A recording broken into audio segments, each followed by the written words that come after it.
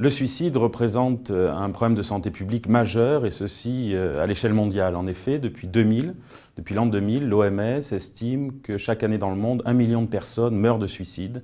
Et l'estimation de la même OMS était qu'en 2020, on compterait dans le monde chaque année 1,5 million de suicides.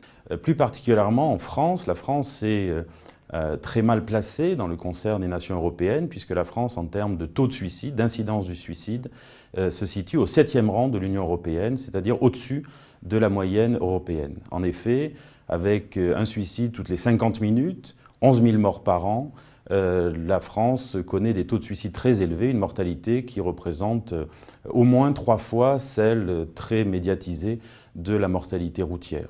Alors le suicide est un phénomène, le suicide abouti, la mort par suicide est un phénomène à dominance masculine, puisque l'on compte en général 3 hommes pour une femme parmi les sujets qui se suicident.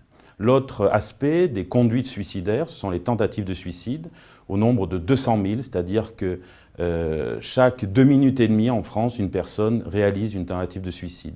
L'ampleur du phénomène, la magnitude de ce phénomène représente également un enjeu majeur de santé publique pour au moins 2 raisons. La première, c'est que chaque jour, dans tous les services d'urgence de France, un très grand nombre de sujets est admis pour une tentative de suicide, ce qui nécessite d'organiser les soins pour évaluer un grand nombre de sujets, pour orienter un grand nombre de sujets. Et l'autre enjeu majeur des tentatives de suicide, c'est qu'il s'agit du facteur de risque majeur de suicide abouti. Un sujet qui a fait une tentative de suicide est à haut risque de récidiver, de répéter son geste, et parmi ces récidives, eh bien, un certain nombre d'entre eux, autour de 15% d'entre eux, va réaliser un suicide abouti, c'est-à-dire va finir par se donner la mort. On peut observer également une disparité en termes de classe d'âge.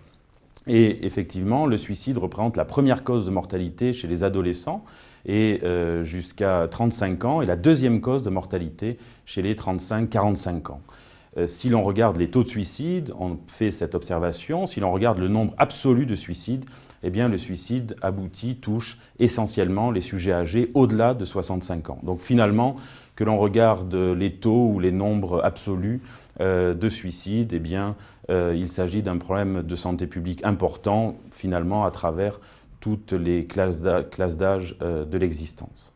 Un autre élément dans la disparité face au suicide, dans les indicateurs sociodémographiques que l'on peut considérer, c'est le milieu du travail, le statut occupationnel.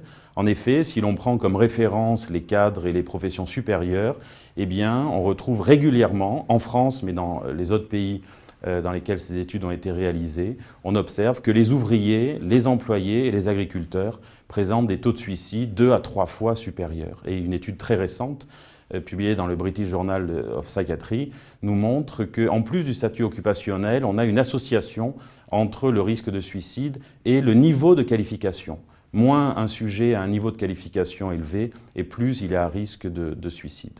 Un autre aspect social important à considérer à l'heure actuelle, c'est l'appartenance à une minorité sexuelle, puisqu'en effet, les sujets homosexuels, hommes ou femmes, présentent un risque de conduite suicidaire, surtout de tentative de suicide, moins clairement démontré pour les suicides aboutis, un risque suicidaire qui est augmenté.